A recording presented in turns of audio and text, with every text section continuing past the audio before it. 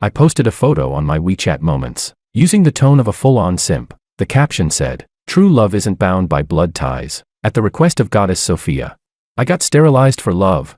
The picture was of a tattoo on my arm. It read, "Sophia's simp." My sister was holding a razor blade to her wrist, just about to kill herself. When she saw the video I posted, her vision went black. She clenched her teeth in fury. With her left hand, she snapped the blade in half. With her right hand, she crushed her phone. Suicide postponed. There's a toxic woman, daring to emotionally manipulate her little brother. She's coming to kill her. Chapter 1. I was a homeless orphan. When I was 6 years old, a group of people abducted me and brought me before a rich young lady named Willow. I heard a conversation between the system and Willow. The system's voice was cold and emotionless. "Willow, he is the future vicious ultimate villain. He will torment the male lead and bully the female lead. So you must kill him now and save the male lead." I froze. I was the vicious ultimate villain. What did that even mean? Was she going to kill me? Willow gave a detached response, turned around in her chair, and casually played with a fruit knife in her hand. Our eyes met. She paused, then laughed in disbelief, pointed at me, and asked the system, "Wait, are you saying this 6-year-old kid is the vicious ultimate villain? How vicious could he possibly be? Spraying the male and female leads with a water gun." The system explained, "He's still young now, but when he grows up, he will obsessively torment both the male and female leads." They talked so much, I was dizzy from hunger and couldn't care about anything else. I grabbed the hem of Willow's dress, looked up at her, and said, "Pretty big sister, I want to eat." The system gasped sharply and said, as expected of the vicious ultimate villain, able to bend and stretch, incredibly manipulative, terrifying. "Willow, cover your ears. Don't be deceived by his sweet talk. Kill him now." Willow paused. She blinked and said, But he called me pretty big sister." The system said solemnly, "Think about the male lead you love. Don't go soft-hearted. Make the decision now." At the mention of the male lead, Willow's expression hardened. She tightened her grip on the knife. The next second, her gaze fell on my thin, fragile arms. She hesitated, then said to the system, "No rush, no rush. Even death row prisoners in ancient times got a last meal. Let him eat first, killing him later won't be too late." After eating, I got a carb crash and said, "Pretty big sister, I want to sleep." The system frowned and said, "Although he is pitiful, skinny, small, and malnourished, but Willow, we cannot go soft. Even if he calls us pretty big sister, we cannot go soft." Willow completely lost her temper and snapped, "What do you mean us? He only called me pretty big sister. You stupid system, stop trying to include yourself." The system and Willow got into a fierce argument. By the time they finished arguing, I was already curled up on the ground, fast asleep. The system sighed, "Let's get back to business. Hurry up and kill him." Willow lowered her head, looked at me, and said, "No rush. Let him wake up first before killing him. Attacking someone while they're asleep is really bad manners." The system thought for a moment and said, True, if he wakes up, he might even call us pretty big sister again." No, I mean, he'll be easier to kill once he's awake." Chapter 2. In the blink of an eye, 3 months passed. During those 3 months, Willow and the system planned to make a move every single day, but every time, they ended with, "No rush, no rush." In the end, Willow said they couldn't delay a child's education. The system said that made sense. So, she and the system together gave me a nice name and found a good school, and sent me to 1st grade of elementary school. From that moment on, Willow stopped revolving around the male lead, because she started revolving around the teachers instead. "Teacher, why are 2 of our George's eyebrows missing today? Who bullied our George, was it? If anything happens to him, I'll make your entire school pay with their lives." "Teacher, in this class photo, why isn't our George standing in the middle?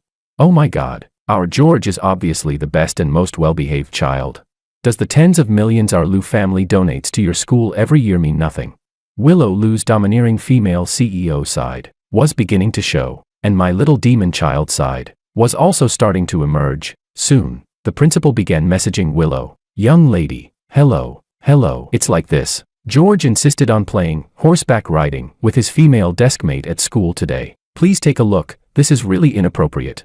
A video was attached. In it, all the other boys were carrying the girls, but George was the only one letting his female deskmate be the horse. Willow replied, "So what? Girls are allowed to ride boys, but boys aren't allowed to ride girls. Tell her to crawl faster, she's the slowest one." The principal replied with a string of question marks. Of course, when I caused trouble too many times, Willow would still discipline me. For example, one time, the teacher said to Willow Lou. Ms. Lou. George was lowering his head in class reading an extracurricular book. I thought he was reading an introduction to artificial intelligence, and I even felt the child was ahead of his time. Only later did I realize it was an introduction to artificial idiocy. Willow wanted to punish me, but at that moment, the system couldn't help sighing. You know, he's had no parents since he was little. He's always been by your side. Sigh. Willow, just scold him if you want. He'll just look at you like that. He's not pitiful at all, not sad at all. At that moment, I seized the opportunity. I looked up at Willow, grabbed onto her sleeve cuffs with both hands, and blinked my eyes hard. Willow immediately couldn't bring herself to punish me anymore. The self-reflection essay she originally decided to make me write went from 500 words to 300 words, then to 100 words. In the end,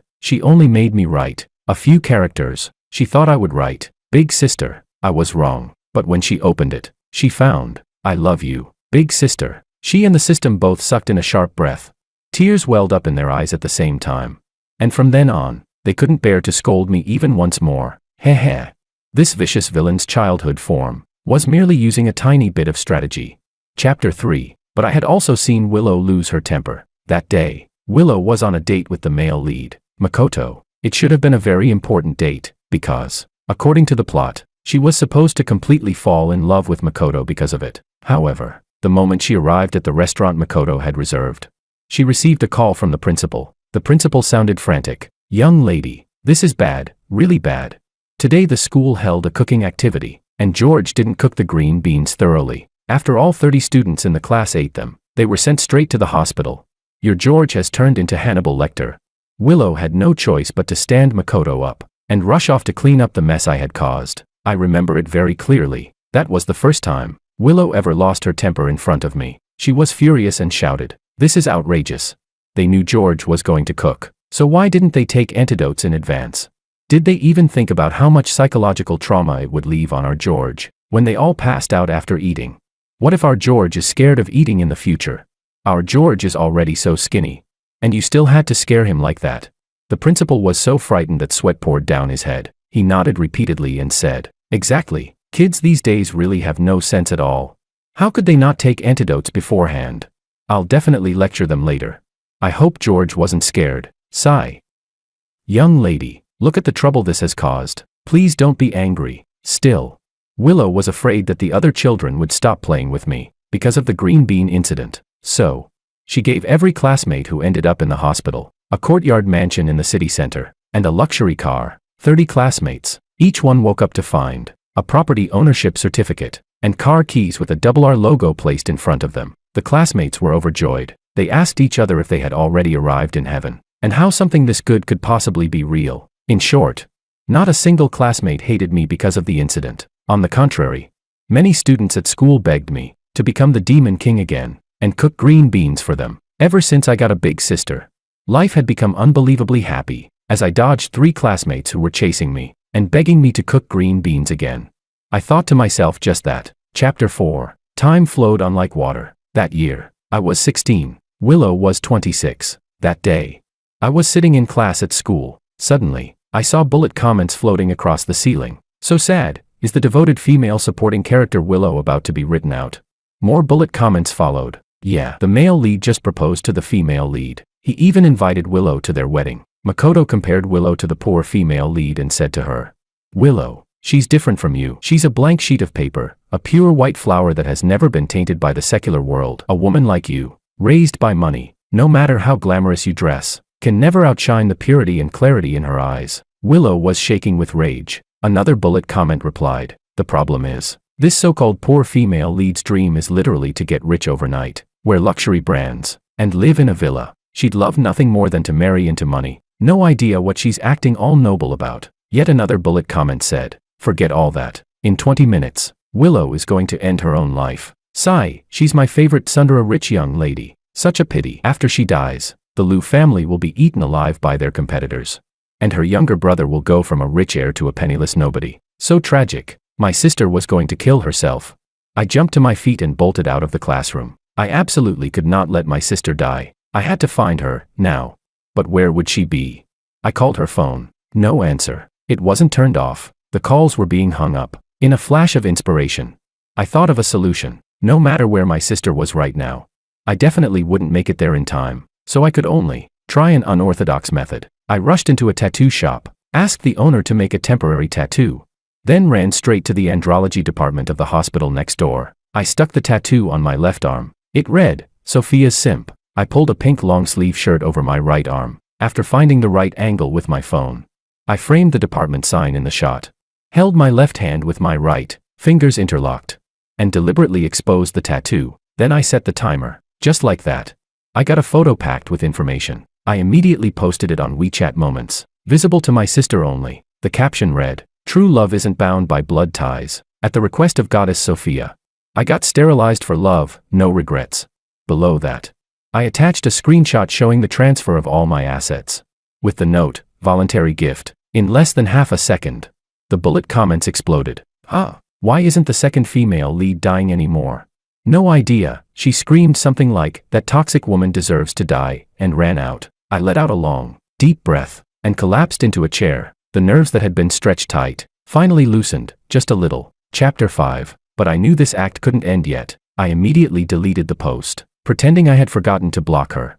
Then skipped my afternoon classes and didn't return to school. That night, I deliberately came home very late. The vast living room was unlit, which was strange. I raised my hand and turned on the light. The next second, I saw Willow sitting on the central sofa, with 2 neat rows of servants standing behind her. She sat in the main seat, her body leaning back against the red velvet chair.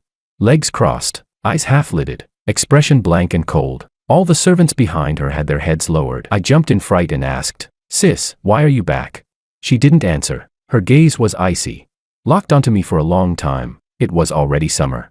Yet I was wearing a jacket, just enough to cover the tattoo. Willow's tone was calm, without the slightest ripple, as she asked, You didn't go to class this afternoon. Where did you go? I put on a flattering smile and said, Sis, I went out to hang out with some friends. Friends? Willow's voice was cold. She said, You act like a simp for your friends. I lowered my head and didn't speak, trying to hide my guilty expression, like a student who had messed up in front of a teacher. Willow stood up. All the servants immediately understood and turned to leave. In the enormous mansion, only the 2 of us remained. Willow walked toward me step by step, and stopped right in front of me. She was half a head shorter than I was. Yet I felt an overwhelming, chilling pressure. I couldn't help but take a few steps back. The next second, I heard her cold voice, Take off your clothes. I was speechless. This was ridiculous. I clearly hadn't done anything wrong. So why, in front of her, did I still feel this guilty? I forced a pleasing smile and looked at her. No, wait, sis. Can I ask, have you been very busy lately? I've really missed you. Sis, are you tired? Did you miss me? She raised her eyes to look at me. Her voice was sharp with frost as she said, Are you taking them off yourself? Or do you want me to help you? All right, there was no way around it. I scratched my head and said, Don't, I'll do it myself. I deliberately slowed my movements as much as possible. But there was nowhere left to stall. The moment I took off my jacket, Willow grabbed my arm and shoved my sleeve up. The next second, her eyes turned red, as if dazed. She clutched my arm tightly. Her fingers trembled, her nails digging deep into the tattoo. Yet she didn't loosen her grip. She looked up at me and asked, word by word, What is this? I didn't say anything. Willow bit down hard on her lower lip. Then she shouted in fury, George, you're only 16. Tell me, how far did you go for that toxic woman? I only felt my face burning hot. I turned my head away and said, It has nothing to do with you. Willow straightened up. Her voice dropped to absolute zero as she asked, I'll ask you one last time. Are you going to say it, or not? I stared at her in a daze. From the time I was 6 until I was 16, Willow had always spoken to me gently and softly, no matter how much trouble I caused. She had never been like this. Sigh, if only the system were here, maybe it could help talk Willow down. Unfortunately, the system had been busy with missions in other worlds lately, and hadn't been around. But I knew one thing very clearly. I had to keep acting. Only when Willow had something she couldn't let go of, would she keep on living. I took a deep breath. The next second, I shook off her hand, looked resolute, and said loudly, There's nothing for me to say to you. What right do you have to interrogate me? You love Makoto, so you're willing to do anything for him. I love my goddess, and I'm willing to do anything for her too. I just love her. What did I do wrong? And don't get it twisted. She didn't force me to get sterilized. It's just that only after I do it, will she even consider being with me. What right do you have to call her a toxic woman? Get out of my way. After that full throttle, thunderous simp declaration, the room fell into dead silence. Willow's expression didn't change much, but her gaze briefly lost focus, as if something in her mind had suddenly clicked into place. The next second, she froze. She stared at me blankly and murmured in disbelief, You learned this from me? Willow barely managed not to faint. She was almost struggling to breathe. A child grows into the image of the one who raised them. Him being this humble, this self-abasing now, it was entirely her doing. She gave everything for Makoto, so he learned to do the same. He, too, gave everything for the person he loved, without counting the cost, without caring about consequences, even to the point of sterilization. Chapter 6. I held my forehead with one hand and let my tears fall, looking utterly devastated. Halfway through my fake crying, I peeked at her through my fingers. She seemed to think of something, and panic instantly washed over her whole body. The resentment in her eyes faded, replaced by an overwhelming surge of guilt and a kind of pain. I didn't know how much time passed. She leaned closer to me and tugged lightly at my sleeve. Her tone was no longer angry when she said, Your sister was wrong. I wasn't a good role model for you. I shouldn't have kept interrogating you like this. You're not a child anymore. You have your own privacy. But you should tell your sister the truth. Just how far have you gone for her? Of course, she knew the hospital would never perform surgery on me. But as for everything else, I couldn't make anything up. What a nightmare of a question. Whenever I run into a question I can't answer, I simply don't speak. Sure enough, Willow grew even more anxious. With a worried look on her face, she said, It's okay. George is just sick. Sister will take you to see a psychologist. All right. This question was still hard to answer. Seeing that I remained silent, she switched tactics and asked another one. Promise sister you'll break up with her. Okay. Now this question was easy to answer. I even had references to back it up. I said, Leave her for you. No way. I want to be in love. The corner of Willow's mouth twitched. She bit her lip and asked, What do you even like about her? This question was easy too, well documented in the literature. I replied, I just like the way she spends my money. You.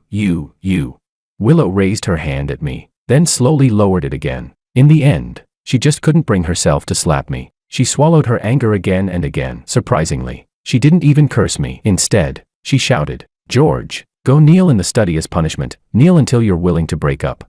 I was going all in on my rebellious demon child persona, pure ungrateful menace. Grinding my teeth, I snapped. Willow, I've had enough of you. Why don't you just go die? If you were dead, I could be with her.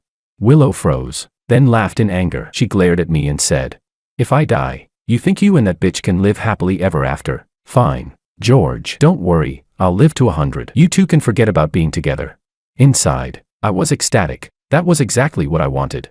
But even in my wild joy, I didn't forget my acting. I kicked over a chair and stormed back to my room, slamming the door shut with a bang. I even remembered to play Love Even Unto Death, hitting the play button to sell the melancholy. I acted and acted, completely satisfied with myself. Lying on the bed, staring at the ceiling, I let out a long breath. For now, Willow probably wouldn't die. I knew it. Pulling the simp routine was definitely effective on her, because when I was 10 years old, there was a TV drama that became wildly popular. In that drama, the male lead was a rich second-generation heir to take responsibility for a female lead who was pregnant with another man's child. He handed over his entire fortune just to give her a sense of absolute security. Back then, I understood nothing. I lay sprawled on the sofa, blankly watching them fall in love. That day, Willow came home. When she saw me watching that kind of drama, her vision went black. She was scared half to death. The camera happened to cut to the female lead's face. Willow panicked so badly that she delivered a high whip kick and smashed the television to pieces.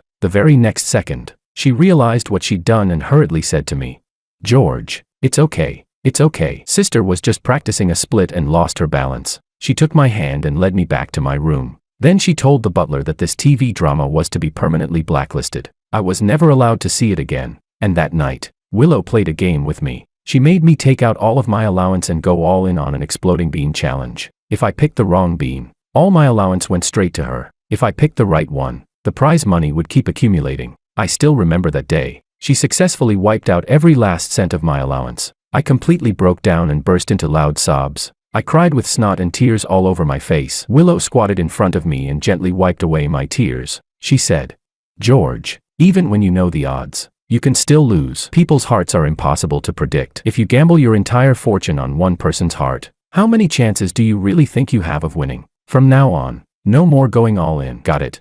I nodded, half understanding, half confused. Willow smiled. She reached out and poked my forehead. That year, Willow was 18, and she hadn't yet been physically and emotionally destroyed by the male lead. She was young and radiant, sailing smoothly through life, a rising star in the business world, dazzling and unstoppable. I pulled myself out of the memory and returned to the present, clenching my teeth. From childhood until now, my sister has truly been too good to me. I will never let my sister die. If my sister really died, then whenever I missed her in the future, I'd only be able to talk to a grave. I will never agree to something like that. Chapter 7. After acting non-stop for an entire day, this little demon child, Oscar-worthy actor, finally collapsed into sleep from sheer exhaustion. Half asleep, half awake, I felt the mattress beside me sink slightly. The next second, cold, slender fingers touched my arm. Someone seemed to be applying ointment to the bruised marks. In the pitch-black darkness, a woman's breathing was clearly audible. Then I heard Willow's voice, utterly lonely. The usually aloof and distant Willow now sounded like a small beast abandoned in a forgotten corner of the world.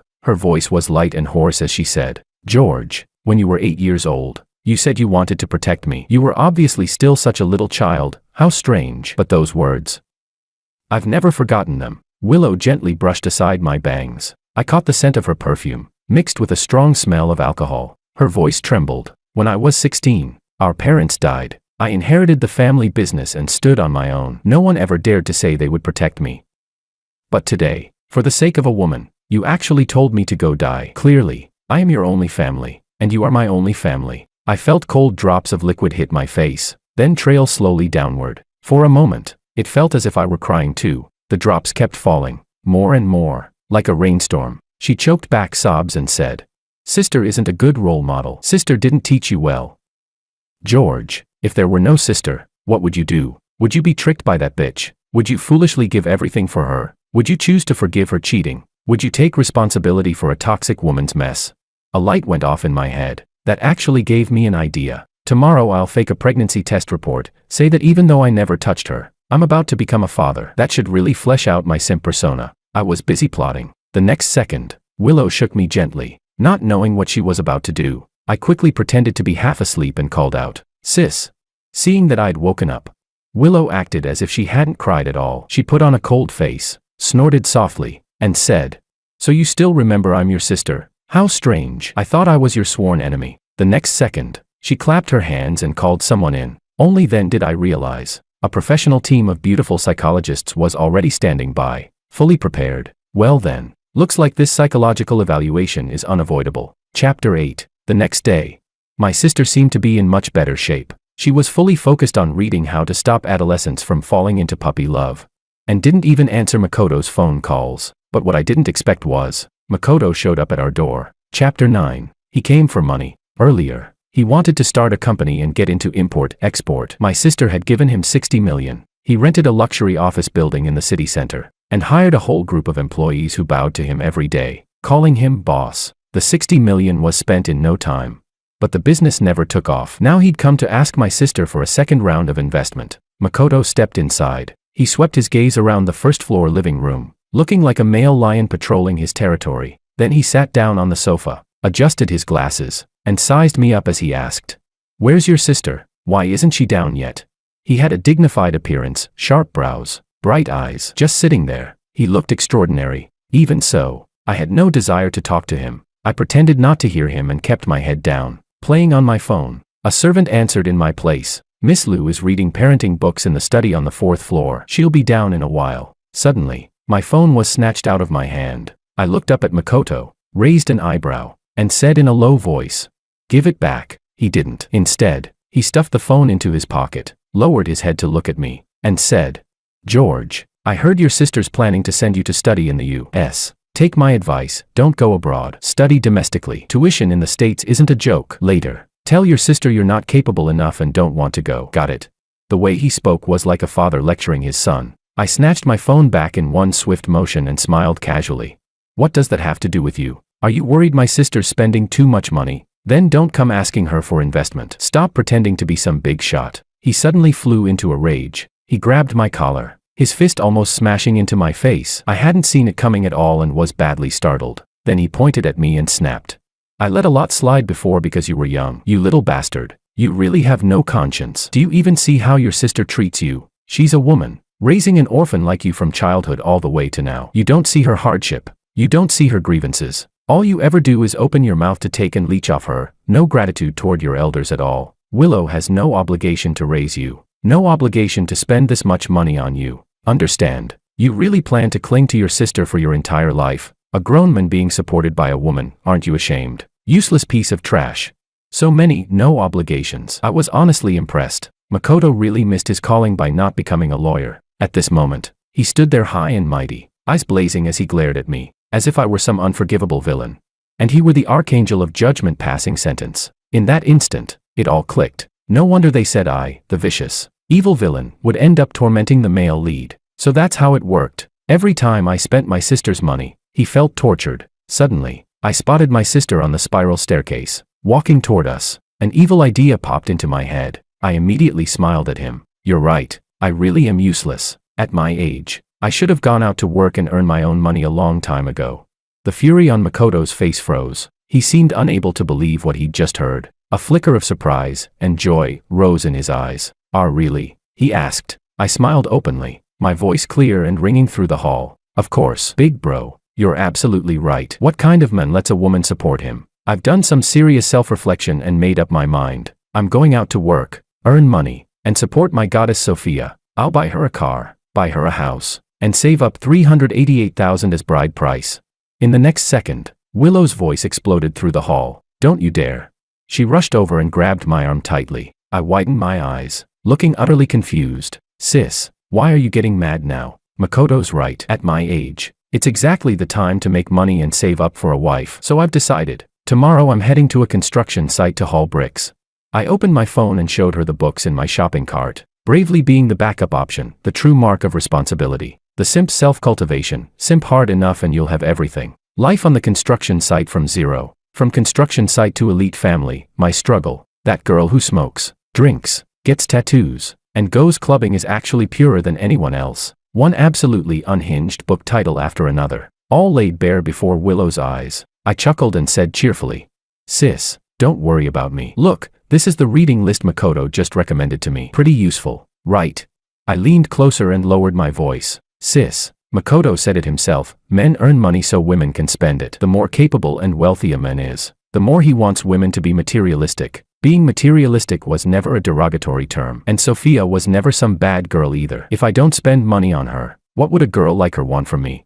Willow's pupils shrank sharply. At that moment, the system came back online. I heard it screaming inside Willow's head. Damn it, who the hell let our George read books like this? And who is that Sophia? Toxic woman. Toxic woman, you're under arrest. Willow, is this how you raise a kid? Damn it, I'm replacing this male lead Makoto. Makoto, you're under arrest too. How dare you recommend this kind of book to our George? These trash books are under arrest as well. The system went on a rampage, arresting everything in sight, but Willow ignored it. She simply pulled me toward her and stared at Makoto in disbelief. Her brows were full of indignation as she demanded, What exactly did you say to my brother? Makoto looked utterly shocked. He stammered, No, damn it, no, I didn't say anything. He's lying. I never recommended any reading list to him. If you don't believe me, you can check the security footage. He likes that Sophia himself. He wants to be a simp on his own, and now he's dumping the blame on me.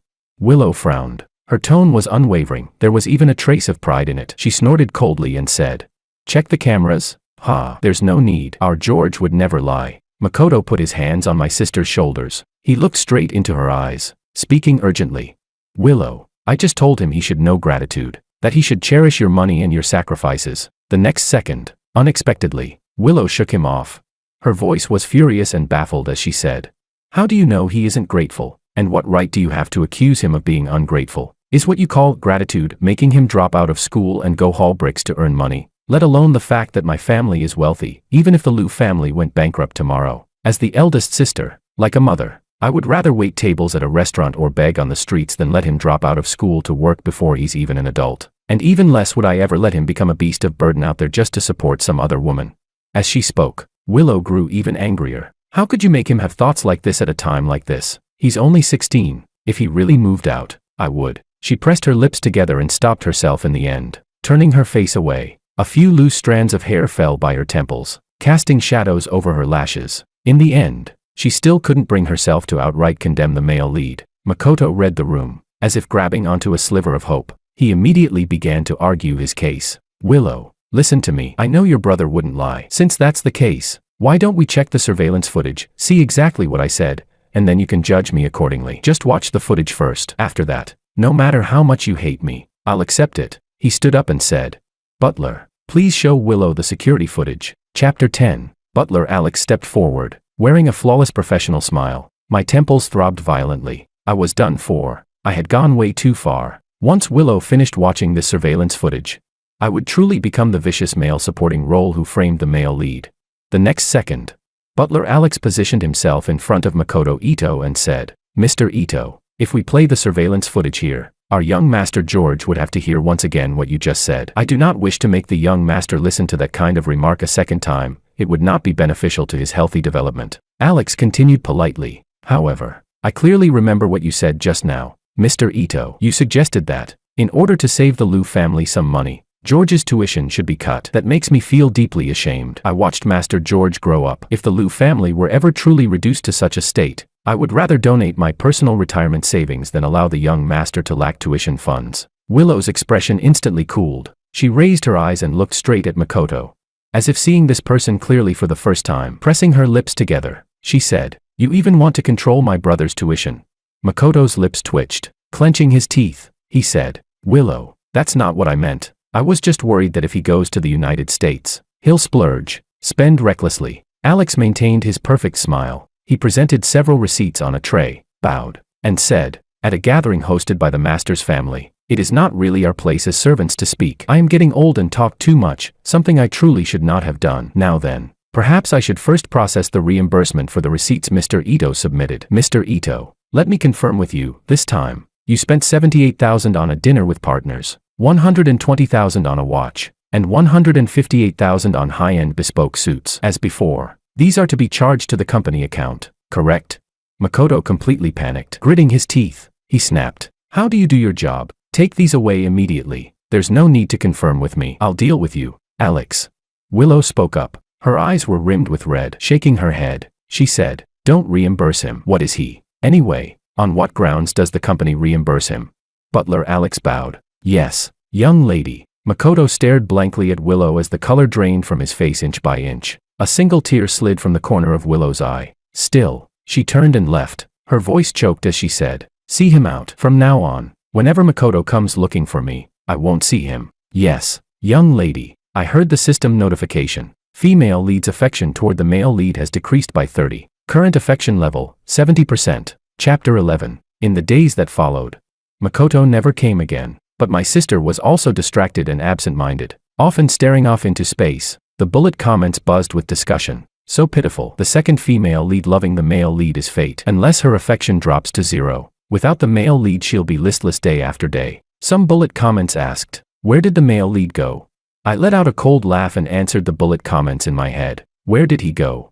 Probably got treated like dog shit and eaten by a dog. The bullet comments kept scrolling. One comment said, The later plot changed too. The male lead Makoto proposed to the innocent, delicate female lead. The female lead married the male lead. But she was a materialistic, pure flower who dreamed of marrying into wealth. She constantly complained about his incompetence, and eventually gave up entirely, cheating on him so many times it practically had levels, all while emotionally manipulating him. In the end, the male lead couldn't bear the humiliation and committed suicide. Only then did the female lead feel pain and regret. Another comment added, The second female lead Willow also deeply regretted it. The last time she saw the male lead, they were arguing. She blamed herself terribly and spent her days drowning in tears. More bullet comments followed. Both the female lead and the second female lead will live their whole lives in remorse. Especially the second female lead, the crybaby rich young lady. I love her so much. Classic chasing the husband after losing him scenes. I love watching this. I abruptly sat up. I didn't care about the female lead, but why should my sister have to live a lifetime of regret?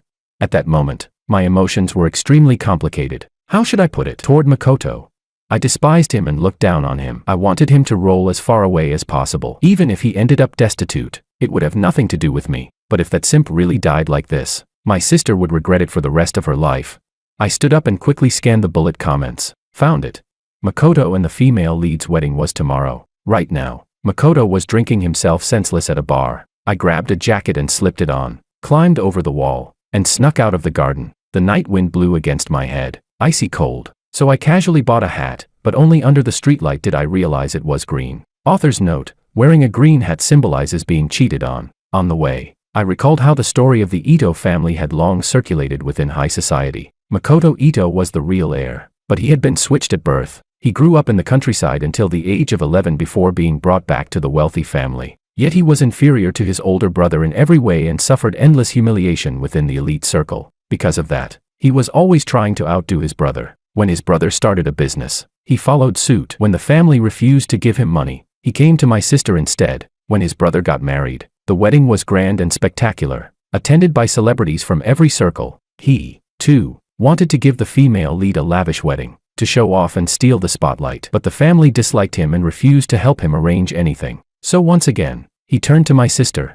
Unfortunately for him, after their last argument, my sister had already said she would not see him again, so he got nothing. To him, it seemed he would never measure up to his brother, never defeat him. What he found most unbearable was that the Ito family had already decided his brother would inherit the family business, and so he was heartbroken and miserable, drinking himself numb in a bar. Although Makoto was indeed pitiful, I had no obligation to feel sorry for him. I felt much more sorry for my sister. Chapter 12. Makoto had drunk far too much and was already completely wasted. When I arrived, he lifted his eyelids to glance at me, then turned his face away and sneered. "What are you doing here? Don't expect me to apologize to you." I sat down in front of him, leaning forward. I tapped the table and said, "Hey, don't get married tomorrow." Makoto let out a scornful laugh. "You little brat, are you telling me what to do now? What, do you think I can't give her happiness? Don't look down on me. What I hate most is people like you who grew up in wealthy families. What do you know? As long as I work hard, plus just a tiny bit of luck, one day I'll stand at the same height as you. One day, I'll rely on my own hands to give her a good life." Yes, Maria demands a lot. Yes, she's materialistic. But Maria and I both grew up in rural slums. We're the same kind of people. She understands me. I narrowed my eyes and said, "Why do you hate people who grew up in wealthy families so much?" Makoto laughed coldly. He stood up and looked down at me from above as he said, "You've never experienced it. How could you possibly understand? When I was first brought back to the wealthy family, I didn't know that some sports cars have doors that open upward. The first time I got in one, I thought the car was broken. I casually asked about it, and everyone there laughed so hard they couldn't even stand up straight." He gritted his teeth and glared at me as he continued. "Things like that happened to me every single day after I was brought back. Every day, I was embarrassing myself, humiliating myself. Someone like you, born with a silver spoon in your mouth, will never understand this in your entire life." I frowned. Damn it, why was he the one looking down on me? That felt extremely unpleasant. I wanted to look down on him too. Impatiently, I stood up, pressed down on his shoulder, and forced him to sit back on the sofa. Looking down at him from above, I said, "First, I was not born with a silver spoon. I was born in the slums. Second, you really are an idiot." I sneered. In wealthy circles, people who know sports car doors open upward are everywhere, but people who can tell rice from barnyard grass are extremely rare. They lack knowledge about farming, yet you never mock them. So why is it that when you lack knowledge about sports cars, they get to mock you? This is their little superiority game. Idiot, don't play their game. Compared to reasoning with someone and trying to change their worldview, I cared more about how to efficiently make him do what I wanted him to do. So for now, I had no interest in judging his behavior. What mattered most to me was this: stop fucking asking my sister for money. He cared about saving face and flashy appearances, constantly competing with his brother, but the one getting hurt was my sister's wallet. Right now, my sister refused to see Makoto and wouldn't give him any money. But who knew, maybe one day in the future she'd have another lovesick relapse. When that happened, if Makoto came asking for money again, she might actually give it to him. The best solution was to make him stop competing with his brother altogether. I was calculating silently in my head. After quite a while, I finally noticed Makoto's expression. He was staring at me, completely stunned, frozen in place. I felt a bit smug. Well, not bad. Right, this speech of mine, did it stir up some spontaneous proletarian pride in you? The very next second, he suddenly burst into loud, wailing sobs. Snot and tears streamed down his face. He wiped them messily while tugging at the corner of my clothes, crying out, do you know how I feel? I feel like my brother's life is this lush, green, straight road to success, but my life is just this gray, muddy little path. When I was a kid, there was even this one time. Damn it, I was getting a little impatient. Listening to someone unload their childhood trauma was seriously too much to handle. I wasn't a saint to begin with, especially not toward him. I interrupted him with 0 startup frames. Life is like a mountain, learn to embrace all rivers. Life is like a road, don't give a damn at all. He stared at me in shock. Whoa, how are you so good at rhyming? Obviously, this line is even recorded in the rap world. Author's note, a quote from a rapper after being cheated on. I paused, then continued. When I was a kid, I learned oil painting. My teacher taught me a technique. He looked up at me with a face full of admiration, waiting eagerly for what came next. You fucking. I had never learned oil painting at all. Since childhood. All the classes Willow signed me up for were finance, international politics, economics, family business management, commercial logic, negotiation, and public speaking. With both hands in my pockets, I forced myself to keep lying and said, my oil painting teacher told me that if a painting feels too light, too shallow, you should add a bit of gray. That gives the picture more weight, more depth, more sophistication. Even after a long time, it won't go out of style. Green is too light, there's no core to it. I don't like it. Makoto's pupils shrank abruptly. He froze in place, gripping my clothes even tighter. At that thought, I tossed the green hat I'd casually bought on the way over to him. Before he could open his mouth, I quickly delivered my closing line. Take a look, does this color look good? I'm leaving now. In short, you are not getting married tomorrow. Otherwise, I guarantee you'll die horribly. If you don't believe me, then you will definitely regret it. I stared straight into his eyes, making sure this lunatic heard every word clearly. Then, I turned around and walked away immediately. Cool and decisive. Chapter 13. When I got home. Sure enough, my sister grabbed my ear and started interrogating me. You little brat. Think your wings have hardened now? Did you go looking for that cheating woman again? Once I find out who she is and where she lives, I'll slap her 18 times. It's so late and you're not studying, running around everywhere instead. Do you even know that for a student, studying comes first? I was absolutely certain she was all sharp tongue and soft heart, so I answered without thinking. Studying comes first, but, sister, I think love comes first. Willow was so angry she raised her hand, then lowered it again. In the end, she still couldn't bring herself to slap me. She called over 2 beautiful assistants and told them to follow me starting today. She said it was necessary to cleanse me of my flirtatious tendencies. I sighed and looked at her profile as she arranged the assistants. Ever since she stopped seeing Makoto, this was the only time she showed even a bit of vitality. The rest of the time, she was completely absent-minded. Chapter 14. I walked into the foyer, took off my jacket, and a servant immediately accepted it with both hands. I stretched lazily. Tonight. First I played the role of an oil painting curator. Then I moonlighted as a part-time simp, delivering some absolutely unhinged, jaw-dropping first-rate nonsense. I fooled this one, then that one. After fooling yours, I moved on to fooling yours. Sigh. George, what kind of life are you even trying to scam your way into? Chapter 15. Early the next morning, a piece of news exploded like thunder and spread through the elite circles. The Ito family's real heir, Makoto Ito, had run away from his wedding. And he even announced that he had found his true love. I was speechless. His true love should have been my sister. Forget it. Forget it. There'd be time to deal with this lunatic later. At least he didn't marry Maria, which meant he wouldn't die. And my sister wouldn't spend her whole life drowning in regret. I lounged lazily against the sofa. A servant handed me a package. I opened it and found a sheet of paper. A pregnancy test report. What the hell was this? I had indeed once thought about forging a pregnancy test report to flesh out my simp persona, but I kept forgetting and never bought one. So why had this been mailed to me? The next second, I saw the note attached to it. In Makoto's neat, meticulous handwriting, it read, "To my bro George. I've decided to start an agricultural products business on my own. I've cut ties with my family, and I've called off the wedding as well. The only fly in the ointment is that Maria is pregnant, but as the saying goes, a loss may turn out to be a blessing. This child is destined to be connected to you. When the baby is born, I'll bring him over to you. By then, you'll become a dad without even trying. The things you said to me last night were like a hand reaching out from the unseen, gently touching my scars. Those words meant a great deal to me. So do you. I've been thinking, within these man-eating elite circles, perhaps people of the same origins as us are truly the same kind of people. Respectfully, Makoto." I was completely dumbfounded. So this pregnancy test report wasn't something I had someone fake. It was actually Maria's. Wait, can words really be arranged like this? Why is it that I recognize every single word? Yet once they're put together, I can't understand a damn thing. The bullet comments also exploded, scrolling wildly. "The celebratory drinks are ready for you." Another comment said, "Wait, is this right? How did the male lead end up falling for George? I get it now. Last night, didn't George give the male lead a green hat? The hat is the trigger for the male lead simp attribute. Yeah, and George even told the male lead he was also from the slums. Oh, then it's not strange. This male lead's fetish is slum origins and hats. Another comment followed. What kind of decent male lead has a fetish like this? Are you serious?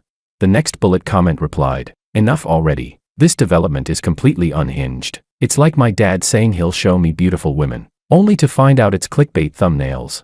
Whatever, scroll what you get. If you really savor it, it's kind of sweet. I was speechless. Someone commented, honestly, the male lead turning gay is understandable. After those words he heard yesterday, I'd fall in love too. George really lives up to all those negotiation and public speaking classes he's had since childhood, but he's still a minor. What a sin. It's fine. This lunatic keeps spiraling. With a brain like that, everything he does will lose money. The more he does, the more he loses. In a few days, he'll probably lose even his underwear. This development is absolutely god-tier insane. I can't stop laughing just thinking about it. Chapter 16. I was still frozen in place, feeling nauseous, when the very next second, the thing in my hand was snatched away by my sister. She stared at the note. Her expression slowly turned to shock, then to fury. The next second, she tore the note to shreds. In an instant, I heard the system announcement. The female lead's affection toward the male lead has decreased by 70. Current affection level, 0. I looked up at Willow in disbelief. She was grinding her teeth.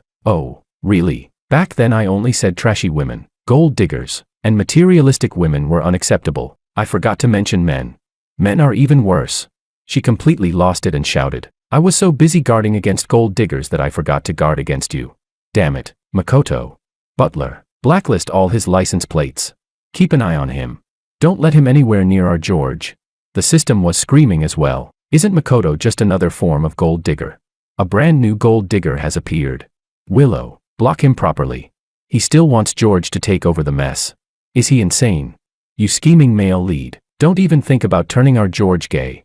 I stood there in a daze, still replaying what had just happened. So this was it. This was the real jaw-dropping premiere. This was the true tournament-level simp. No, wait, a green hat brain. Chapter 17. After that day, my sister's affection for Makoto dropped straight to 0. She was no longer absent-minded. She finally became normal again. As for Makoto, he actually founded Wang Agricultural Products Company. At present, the company was very small and hadn't lost much money yet, but that company name alone was more than enough to thoroughly piss off my sister and the system. When they heard the company name, even Butler Alex snapped a chopstick in half. Time flowed by like water. 2 more years passed just like that. And I turned 18. Chapter 18. During the spring festival when I was 18, I still spent it together with my sister. At this moment, my sister was personally cooking the New Year's Eve dinner. Alex and the nanny were helping as well. I lay on the bed in my room. From outside the room came the pre-show commercials of the Spring Festival Gala. Inside the room, on the table lay admission letters from top American universities. Beside them was a plate of fresh fruit my sister had personally cut for me. In the distance, fireworks burst into the sky. Whoosh whoosh, without end. I looked out through the floor-to-ceiling window, and saw the moon. The moon was very bright. The same one Willow had pointed out to me when I was little. Outside the door, my sister's voice carried a smile as she called out to ask me, "The beef ribs are almost ready. Our George, do you want them fried or grilled?" I got up, pushed open the door, and walked toward the kitchen. I knew that behind us, the moon would keep rising higher and higher, and all those past bitter moments had already been gently, softly dried away.